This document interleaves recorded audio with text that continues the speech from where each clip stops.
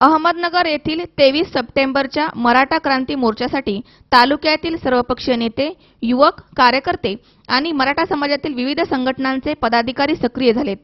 कर्जत तालुक्यातील सध्या अस्तित्वात असलेल्या 5 जिल्हा परिषद गटामध्ये 5 स्वतंत्र टीम बनवून त्या माध्यमामधून मराठा समाजातील शेवटच्या स्तरापर्यंत जागृती करण्यासाठी गावागावामध्ये बैठका घेतल्या गेल्यात।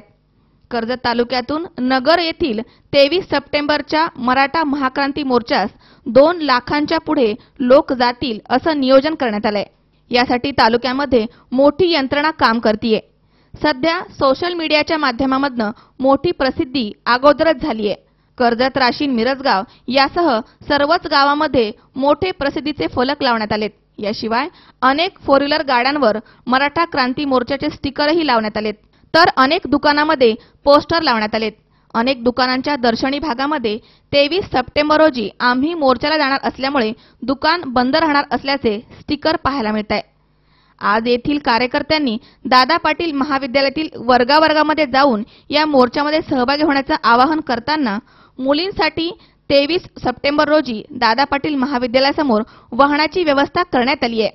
सकाळी 7 वाजता ही वाहने येथून निघणार आहेत। सर्व मुलींची आमच्यावर जबाबदारी असेल।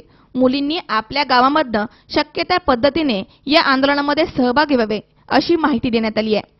याशिवाय सर्वच शिक्षण संस्थांमध्ये अशाच पद्धतीने जोरदार प्रचार आणि प्रसार करण्यात येतोय। कर्जत शहरामध्ये 4 व्हीलर गाड्यांची रॅली या प्रसंगी काढण्यात आली आहे। यामध्ये मोठ्या संख्येने वाहने सहभागी झाले होते।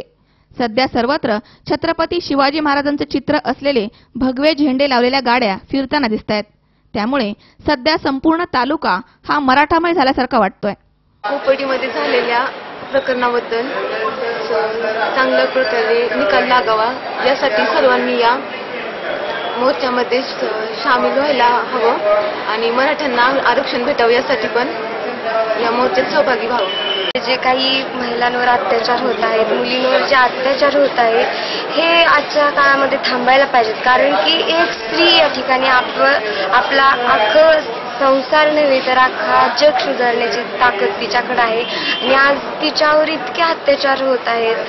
त्यामुळे तिने एकतर अतिशय चांगल्या प्रकारे सक्षम व्हायला हवं आहे आणि जो 23 तारखेला जो मराठा समाजाला जे आरक्षण आहे ते भेटायला पाहिजेत आणि या ठिकाणी त्यासाठी सर्व मुलींनी हजर राहायला हवं। जो 23 तारखेला जो मराठा मोर्चा होणार आहे या मोर्चामध्ये सर्वप्रथम कोपर्डीबद्दलच्या घटनेबद्दल निषेध करण्यात येणार आहे। तर या घटनेसाठी सर्व जास्त मुलींनी उपस्थित राहावे। आपण सर्व मुलींनी एकत्र येऊन 23 तारखेच्या मोर्चाला हजर राहणे गरजेचे आहे, जेणेकरून पुन्हा अशी घटना घडणार नाही। आशिष बोरा, C24 तास, कर्जत।